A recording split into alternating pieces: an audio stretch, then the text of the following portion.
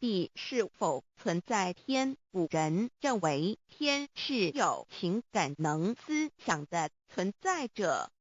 孔子说过：或罪于天，无所导也。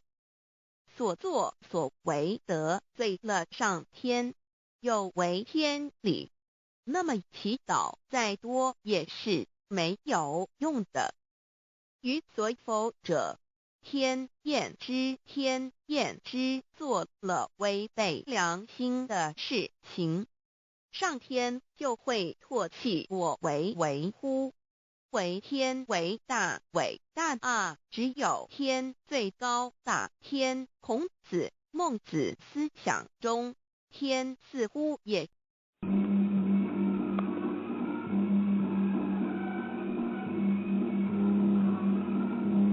认识老母娘天。上帝是否存在天？古人认为天是有情感能思想的存在者。孔子说过：或罪于天，无所导也。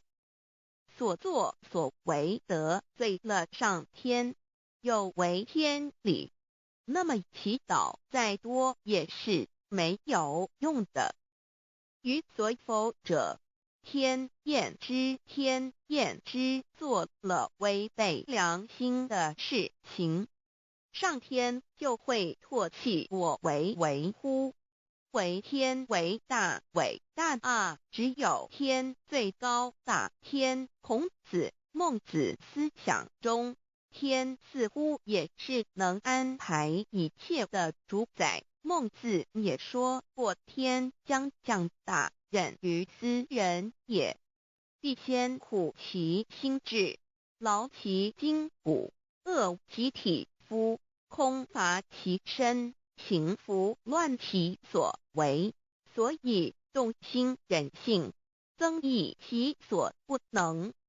道大道无形，生育天地；大道无情，运行日月；大道无名，掌养万物。吾不知其名，想名曰道。心经经有一位真神，自从造天地以来，神的永能与神性是明明可知的，实际是眼不能见，但借着所造之物，就可以晓得，叫人无可推诿。罗马书第1章第20节，我们要如何向人证明真正有一位上帝的存在？虽然上帝的存在不需要也不可能用人的方法来证明，但是很多人都不由自主地相信宇宙当中必然有一位冥冥中的主宰。在我们生活经验中，当我们尽了所有的努力，常常会带着期望说谋事在人，成事在天，生死有命，富贵在天。